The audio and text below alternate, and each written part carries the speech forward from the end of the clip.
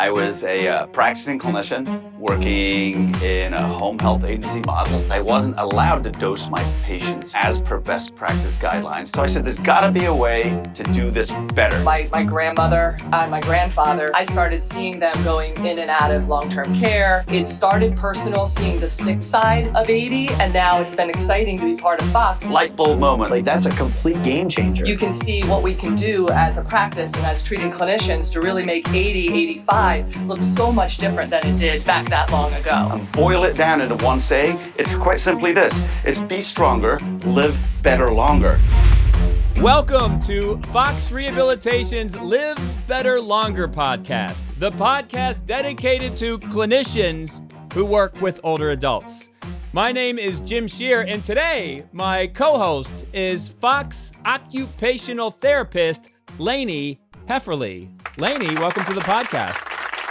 Thanks for having me. You want to break it down what you're talking about today? Yeah, so I have been with FOX for 6 months. So this is the 6 things that I've learned my first 6 months with FOX.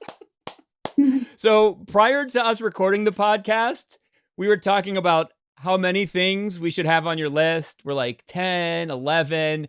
There's some study out there, Lanie, that if you have an odd numbered list, it actually plays better on the internet.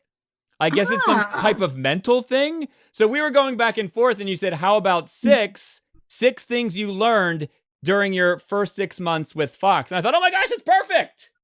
Well, I guess it's not perfect because it's not an odd number. It's an even number. All right, so let's take us through your background quickly.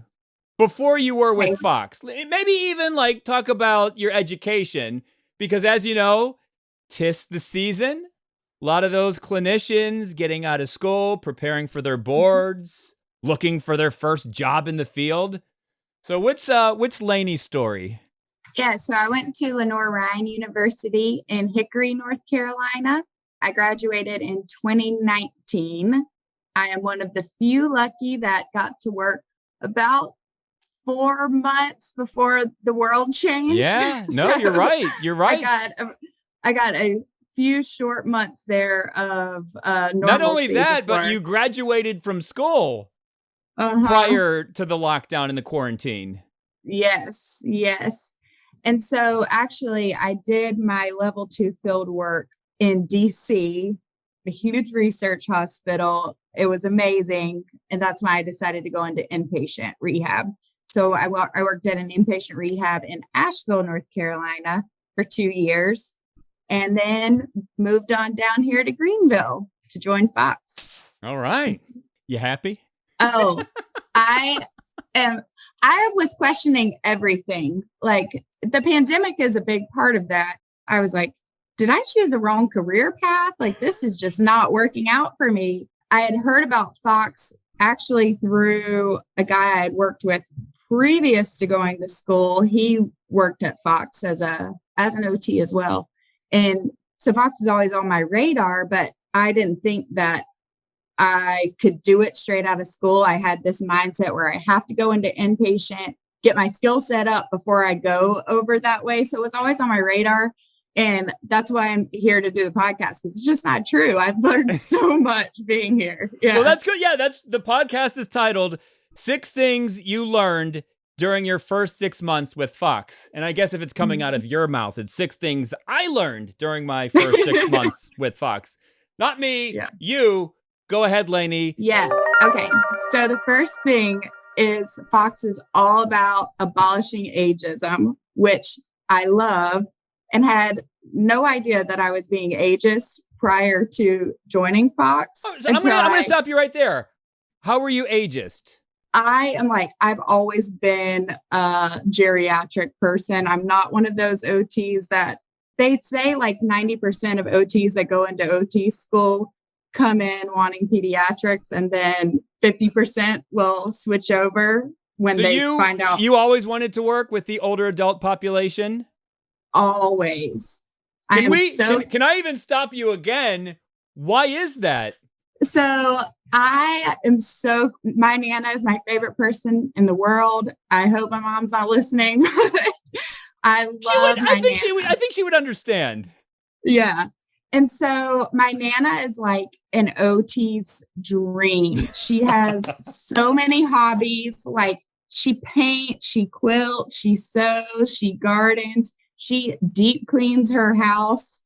She has rheumatoid arthritis, and you looked at her, you'd be like, sit down. But she does everything. And so I love her, and I see her in everybody that I work with, and I want people to be like her, really. She's just thriving. Who's going strong? Yeah. So funny story is recently my Nana's taken on, my grandpa has started to have some cognitive decline. And so she's sort of taken over this caregiver role. And my mom is like, please call her and tell her she has got to get a house cleaner. Like she's got to stop deep cleaning her house. My Nana cleans like you've never seen before. My sister says, we have a running joke that Nana's house has white dust. Like her dust isn't even dirty. She like takes her shutters down. She washes under the bed. And this is a weekly thing. So my mom's like, you have to tell her she can't deep clean anymore. And I'm like, okay. And then I call her and she was like, Lanie, if I don't do this anymore, I'm not going to be able to move anymore. This is my physical activity. Yes. And I'm like, yes. I'm ageist. I just about broke all the cardinal rules of OT. and it's therapeutic. We had Alex Germano on the Live Better Longer podcast not too long ago, and she says she cleans her house because it makes her feel good. Mm-hmm. Yeah. And so actually, whenever I was in my level 2 field work, there was an OT there that I looked up to so much. And my one feedback when I left there, she said, you need to push people harder. You're not pushing them hard enough. And I think it's because I love the older population so much that I'm really gentle with them. And I feel like, oh, I don't want to push you too hard, or I don't want to hurt you. And I think that's one of the biggest things that I've learned going through FOX, or sort of this orientation period, is that you can push people a lot harder than you think you can, which brings me to number 2. Oh my gosh. That was a beautiful transition. Yeah. So I'm going to talk about the sort of measuring the treatment session, like grading up the treatment session. That is something I did not do in inpatient at all, mostly because you only see people for 2 weeks. And so it was kind of grading down the treatment session because we were teaching them how to use adaptive equipment most time, just teaching the caregivers, training the caregivers so we could get them home. You know, we weren't really a lot of times pushing people to their max. Mm-hmm. I mean, they're fragile too. So it was so different when I came to FOX because, and actually my sponsor, Lauren, shout out, love her. I was with her shadowing one of her patients, and she had him doing shoulder raises with like, I think it was like 10-pound weights. And I was like, I can't even do shoulder raises with 10-pound weights. Like, this is crazy. And it was kind of a light bulb moment for me that I'm like, I can get these people more physically fit than I think that I can. I mean, that's our mantra. Be stronger, live better longer. Yeah. Yeah. And so I think another thing about inpatient that sort of set me back is because you have the nursing staff there all the time. I really relied on them for vital signs. And like, if my patient started to seem like things weren't going well, you're going back to nursing. Like, I didn't even handle that stuff. And so getting really confident in taking blood pressures, getting really confident in measuring their respiration rate, their pulse, their oxygen sats, like the RPE. I never used that before I came to FOX, and it's been so life-changing for me. Like in baseball, they talk about those 5-tool athletes. You're becoming, I don't know how many tools there are in the OT world, but you're becoming like a 5-tool OT. Yeah. So I just feel so much more confident in monitoring the patient and saying, you can go a little bit harder, or now it's time to rest. I do the Peloton. I'm a huge Peloton junkie. And they always say, or Allie Love is my favorite instructor. And every time she's like, every time you're literally about to die, she's like, you're okay. And you can go harder than you think. And I'm like, yes, we can. Yes, we can, Allie love. Yeah. All right. So that's step number 2, or thing number 2, or item number 2 that you learned during your first 6 months with Fox. We know that you have 6. What's number 3? So goal setting. Again, this is something I was really limited in an inpatient because everything is related to care goals, which are really specific to your ADLs. I never set short-term goals. And it was literally like, this person was max assist. Now they're min assist and their caregiver can take care of them. You're going out. With the documentation review team that we have at those first, I guess, 3 months that you're with Fox, it was tough. And when I interviewed, I said, that's my weakest skill set is really my documentation because I haven't had to document much. And inpatient is it's really fast and it's a lot of check boxes. So I didn't feel really confident in my goal setting. In inpatient, I didn't even have to write goals. I clicked off my goals. So that was a struggle for me in the beginning. And the fact that they kept coming back to me saying, you're working on this, but you don't have a goal for that. Or there's things that you keep writing in your notes that you're doing, but you're not writing goals for them. And it really made me become so much more skilled as a clinician because I started relating my treatment sessions to a goal. And if I didn't have a goal for it, I'm like, what am I doing? If it's really that important, I need to be writing a goal for it. If I don't think it's important enough to write a goal for it, I don't need to be doing it. And the goals translate into activity. Right. I will also transition that to my fourth point. You're so good, Lanie. Yes. You must come back on the Live Better Longer podcast. You're a hosting pro. So becoming more resourceful. With OTs have a real struggle in really advocating specifically what we do and what makes us different. And the problem with that is that we sort of shifted into this medical model, I guess, in the 80s, where we became a lot more like PT, where we had really specific medical goals, like really biomechanical goals, like strengthening, range of motion, things like that. And they all have their place. But working with Fox, when you're in the patient's home, you are forced to be occupation-based because you don't have all those tools at your disposal that are your cones and your pegboards and your rainbow arts, all those things that are really designed for specific functional deficits. And so it really got me back to my roots and being creative and how I can work on those functional deficits through occupations. I've gotten so creative. I've learned how to use a sticky note, like 7,000 different ways. Painter's tape, I use that 7,000 different ways. So I just feel so much more skilled, and I can't say it enough that was what I was lacking at in inpatient. I really felt like I had lost my skill level. And so coming to Fox, I have felt so skilled. I feel so purposeful. It's been really amazing. I'm going to elevate you from 5-tool OT to 6-tool OT. Makes sense because you're going through 6 things that you learned during your first 6 months with Fox. I believe we're up to number 5. Yes. Work-life balance. Okay. This is another skill set that I didn't have at all because when I walked in to work in inpatient, my schedule was made out for me. They told me when I was seeing, at what time, for how long. And that was really tough for me because some of my patients, they didn't want to see me at 7. They wanted to see me at 10. And I didn't have any choice in that matter.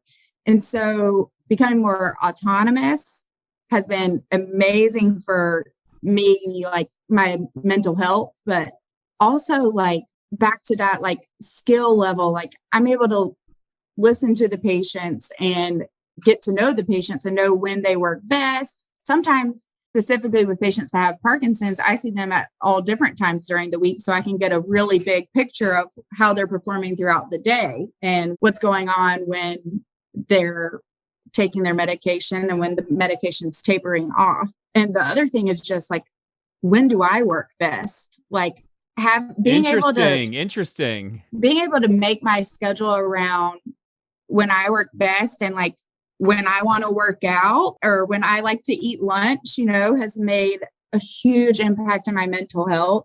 And then also I just feel so much more skilled because I'm doing a lot of what in other clinics might be managerial type work. If you ever need help with work-life balance, you should contact Katie Cooper. I listened to that podcast this week and she is like my soul sister. I'm like, where are you, Katie Cooper? I was trying to like be creepily find her on Instagram. Couldn't find. There's too many Katie Cooper. You both work with Fox. Email Katie. Yeah, for those that don't know what we're talking about, go back a few episodes. Katie Cooper was on talking about work-life balance. I didn't know that she was part life coach when she came onto the podcast, and she gave me some great ideas. Yeah, I was listening. I was like, "Oh, this is good. This is good." All right, so like at some point, hopefully this year or next, we got to get you and Katie Cooper in the same room together. Yes. All right, so Lanie, that brings us to item number 6. 6 things that you learned during your first 6 months with Fox. Yes, advocating for our profession. It's something I've gotten so much better at because, like I said, in inpatient, everybody is like forced to see OT and everybody is doing their ADLs with OT. And so it's sort of in this picture perfect world, like in a box. Whereas with Fox, you're in people's homes and you're seeing them anywhere through their disease process. And so it lets you be a lot more creative. And I'm better at like wording what I do, how I can help them, listening to them, like what is important to you, and really being client-centered. And I think OT shines so much with sort of this holistic perspective and this client-centeredness because your occupations are what is important to you. And so I really feel like we shine through treating what is important to the patient. All right. Yes. Lanie, well done. That's a good list. Round of applause right now. 6 things you learned during your first 6 months with Fox. If we did this podcast a month later, we would have to do 7.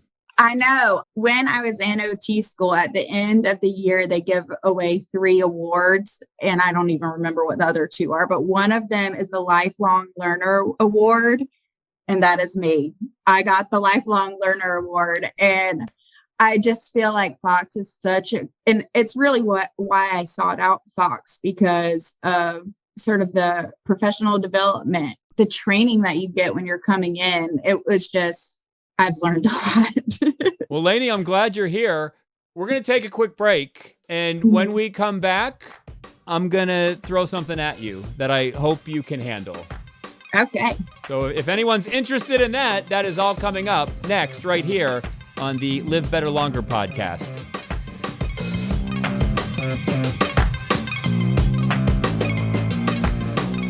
Calling all clinicians, if you are interested in working with Fox Rehabilitation, may I suggest going to careers.foxrehab.org. You can search for jobs, you can search for locations. Fox Rehabilitation is currently in 24 different states. So once again, if you think that you might be a Fox fit, go to careers.foxrehab.org.